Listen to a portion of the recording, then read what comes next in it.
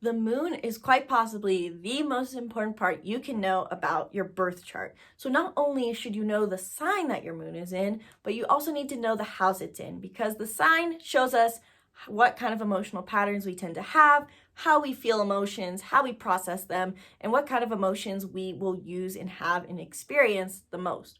But the house that your moon sign is in is going to show you what area of your life your emotions are going to show up in, and what area of life you're going to look for the most emotional fulfillment. And as human beings, we are emotionally driven, whether we like to think we are logical or not. So watch this video where I'm going to break down what it means to have the moon in the second house so that you can understand how to live a more emotionally fulfilling life and not be subject or victim to your emotional patterns.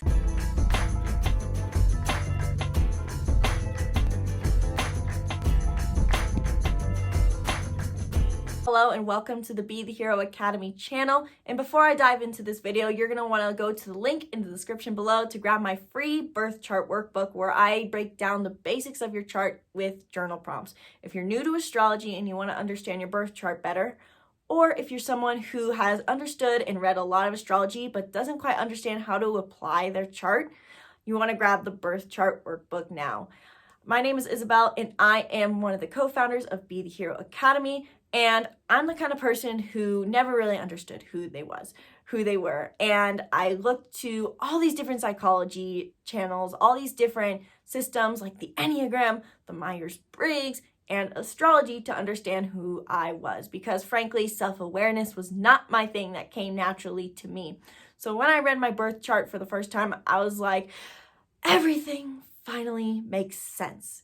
One of the biggest ones that made my life make sense for me was my moon sign. So today I'm going to talk about what it means to have your moon in your second house so that you can understand how to live a more emotionally fulfilling life. Before I dive into what it means to have a moon in your second house, let's cover what your moon really even is in the first place. So if you're new to astrology, you can understand better what the moon sign is and what a house even is. Because if you're new to astrology, you probably don't even know what that is. I know I didn't know what that was either, and I was extremely confused on the difference between the sign and the house. So first, what is the moon? The moon is our emotions, while the sun sign is all about the ego self, and the rising sign is how we appear to other people. Our moon sign is how we feel and how we act to people when we feel closest to them. So the sign that your moon is in, whether it's Aries or Cancer or Virgo, that shows what kind of emotions we experience. If it's in an earth sign, so to say, so that would be Taurus, Capricorn, or Virgo, you have stable emotions. If it's in a water sign like Scorpio, you have intense emotions. So some people who have a moon in an earth sign like Virgo have stable emotions. Some people with a moon in a water sign have more ever-flowing emotions. So in this video, I'm covering what it means to have your moon with whatever zodiac sign it's in, what it also means to have that moon sign in a certain house, specifically the second house. Now, if you don't know what a house is, the zodiac signs represent the archetypal energy we're going to embrace with that planet. But the house is the area of life we embrace it in. There are 12 houses in astrology in our birth chart, and they represent the 12 areas of our life. So one thing I like to keep in mind for understanding the houses better, which might be a good tip for you to know, is that each house reflects one of the zodiac signs. The first house reflects Aries themes. The second house represents Taurus themes, etc. So if you understand the archetypes of each zodiac sign well, then it'll help you understand the houses. The difference here is, again, the zodiac signs represent the energy we embrace, whereas the house is the area of life we focus this energy into. So what does the second house mean? The second house, again, is all about Taurus themes, so to say. So Taurus is a stable, protective, steady protector. So the second house has similar themes. The second house represents our money. So it can get a little confusing as you learn later on, the difference between the second house and the 10th house. The 10th house is all about career and recognition, but the second house is about our security. It is about our wealth, our money, what makes us feel comfortable and stable. So when your moon is in your second house, your money and your emotional balance come hand in hand. Not only does the second house represent our money and wealth, but it also represents our self-worth. So when it comes to the second house, outside of the moon, just looking at the second house, whatever sign the second house is fixed into will show us how we tend to act with money and what gives us a sense of self-worth.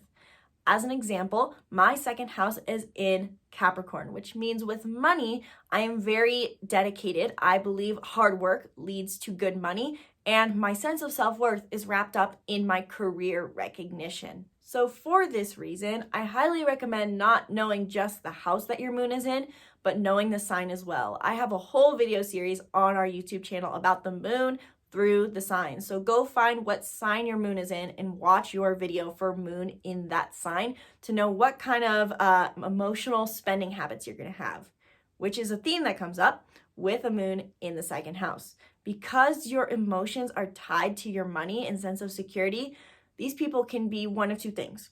One, they either hoard money, hoard resources. They want to have all their resources with them at all times, or they can be impulsive spenders. It's possible that you're both of these and that you emotionally swing depending on your mood with which one you do. So people with a moon in second house can go through phases where they need to hold on to and hoard all their money, not want to spend a dime. They can budget for everything because they feel like they need to keep their money for emotional stability. And then they can swing the other end of the spectrum where they think, oh, I just need emotional stimulus. I feel emotionally uncomfortable or unsatiated, and spending makes me feel good. So I'm going to impulsively spend my money on jewelry, on fashion, on a new dirt bike, whatever it is, to feel good. And all of a sudden I feel emotionally balanced again. If this is something that you feel because you have a moon in second house, that is the reason. Having a moon in second house means that your emotional fulfillment is tied to your money. This can also lead to struggles going forward and also some fulfillment. Every placement is a double-edged sword where having a moon in your second house could mean that you always constantly feel like you don't have enough money and that your emotional fulfillment is wrapped up in always making more money. Or it means that just having enough money brings you enough emotional fulfillment. That is the good side of having a moon in your second house, is that while some people may look for recognition or people for emotional fulfillment, you are happy by just having your resources, by having wealth, by having money in your pocket. And this can be a great thing for you when played out right. Depending on the sign that your moon is in as well, let's say for an example, Aries. That means that you're going to be extremely impulsive with your spending habits if you have a moon in Aries in your second house, because you seek emotional intensity and you're going to use money to fulfill that emotional intensity. If you have a moon in Virgo in your second house, you're going to be very emotionally balanced and you're going to want to keep an organized wallet at all times. So look at the sign that your moon is in and then see how that affects your second house themes. So not only does the second house represent our money, but it also represents our self-worth. These are two interesting themes that come hand in hand with the second house. It's wealth and worth. So when we look at the second house, we can't just think, this is how I make money, this is how I spend money. This is also where we feel a sense of self-worth, how we find a sense of self-worth. So when your moon, your emotions are in your second house of worth, it means that you probably feel a struggle where you need a lot of affirmation potentially for a sense of emotional fulfillment. You may seek out a sense of self-worth through emotional stimulus, through money, and you might need a lot of validation from other people. You can constantly find yourself wondering, why am I not enough for other people, depending on how healthy you are in your moon sign. But affirmation is going to be a huge thing for your sense of self-worth. Now, it's not necessarily healthy for us to ask for this affirmation all the time from other people. So you might have to ask yourself, if you have a moon in your second house, how can I affirm myself better? How can I make myself feel more worthy? How can I treat myself in alignment? Like I said, spending money gives you a sense of emotional fulfillment. So you might not need to just more impulsively spend. you might need to spend your money on the right things to feel a better sense of emotional fulfillment. Instead of spending impulsively, maybe treat yourself once a week to a self-care day. Maybe you need to let yourself buy yourself something once a month. Whatever it is, notice that spending habit and how it gives you a sense of self-worth, and see if you can affirm yourself outside of spending. Make yourself feel worthy with words of affirmation or by taking care of your physical body. The second house is it represents our comfort and our security. So having a physical sense of security around you is going to make you feel very emotionally fulfilled. So take a look at your house really quick, not just astrology house, your literal tangible house, and is it comfortable? Do you feel like you're surrounding yourself with a sense of security, or is it in chaos? Do you feel like you have no control over your environment? Try organizing your environment, and that might give you a better sense of emotional fulfillment that your moon in second house is looking for. If you enjoyed this video and it helped you understand what it means to have your moon in your second house, leave a comment below and let me know what else you struggle with as a second house moon. Maybe I can offer you some advice and help you out through your struggles. After all, I found personally that working through your moon sign is extremely hard. Emotions are a hard thing as a human being. It'd be so much easier if they just weren't a thing, but that's part of being human. So let me know what you're struggling with your moon sign. Let me know what sign and house it's in, and I can give you a little sprinkle of an interpretation on what that means to have a moon in a certain sign in your second house. If you want to learn more, we can book a reading. I do 30-minute readings for $30. You can book that in the link in the description below. And if you're not quite ready to spend that and you're not quite ready for a reading, you want to grab my free birth chart workbook where I walk you through the basics of your chart using journal prompts so that you can actually apply the information of your chart instead of just reading the information and wondering, okay, what do I do with this? What do I do with this information? This is great for people who are new to astrology or people who are like me, who have taken in all the information possible about their astrology, but took way too long to figure out how to apply it to live their best life.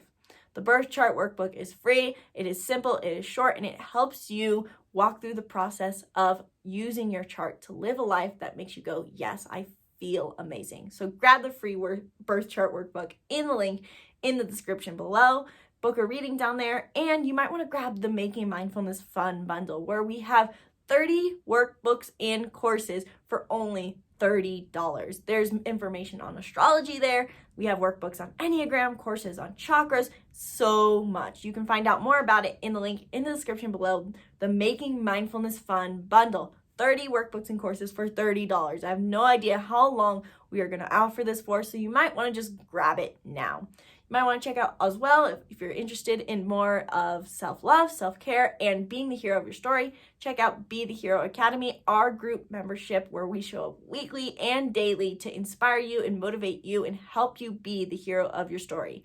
Guess what? Everyone's a hero of their story. You don't have to be special to be that way. You are naturally just the main character no matter what you do. So go to the Be the Hero Academy to learn more and join Be the Hero, where we are coaching you every single day to help you be the hero of your story.